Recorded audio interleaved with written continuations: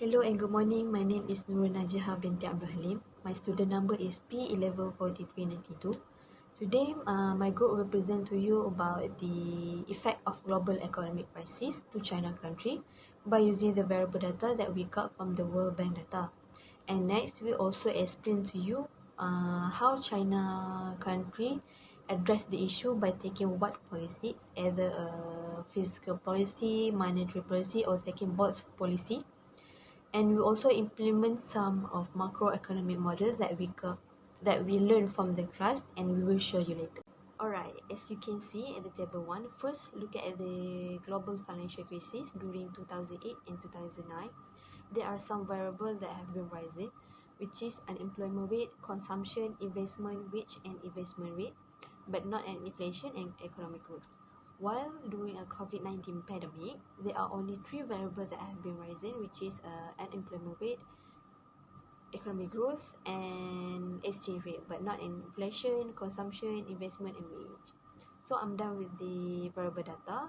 I pass to the next presenter that will explain to you what policy that China take to address the issue. Thank you. The Chinese government has adopted a series of the policy to regulate the economy, complemented by some industrial policy, in order to better cope with the external shocks in the context of the global financial crisis and the recession in the developing country. For example, an expansionary monetary policy was adopted by the increasing public spending to the domestic demand.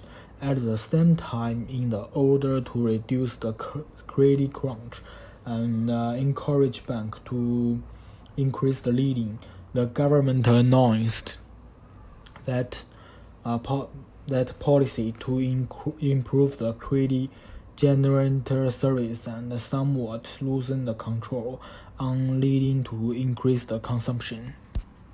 With the COVID-19 affected the global economy, many economies, including China, are facing the challenge. As a result, China has implemented living hold the policy that includes the budget spending, sovereign granting, and tax deferral. At the same time, the government has launched an employment promotion program designed to cover some re-employment cost of those who lost their job during the COVID-19.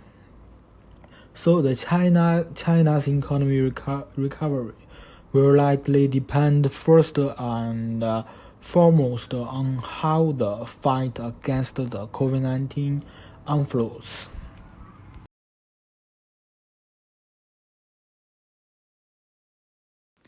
Group A represents during the COVID-19 pandemic, 2020 and 2021, while Group B represents global financial issues, 2008 and 2009.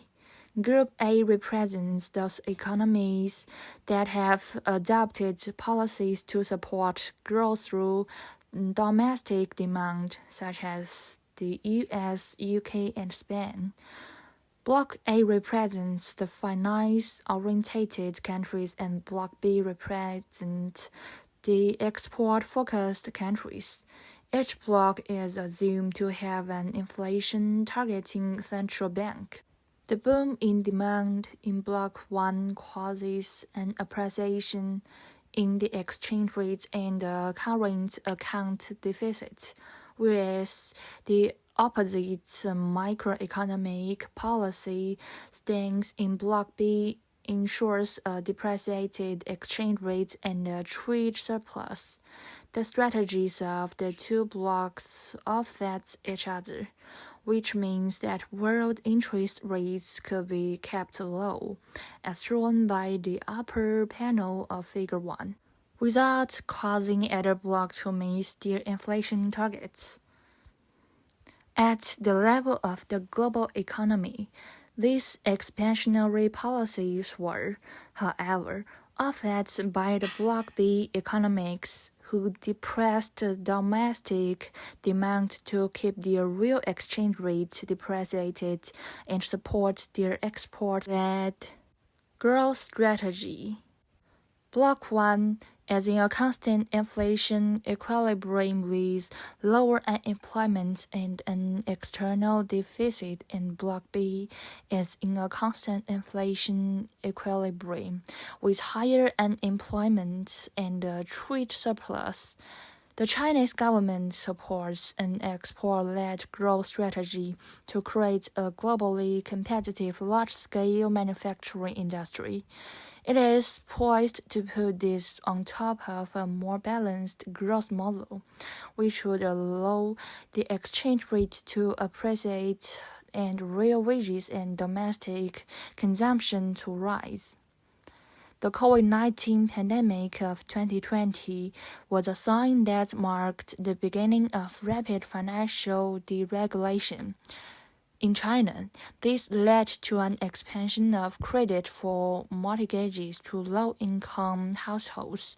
Financial deregulation also fueled the housing boom. And in many other countries, the pandemic also affected the availability and cost of loans. In many economies with a finance-led growth strategy, household savings rates fall to historically low levels in 2020. Thank you, everyone. The speech is over.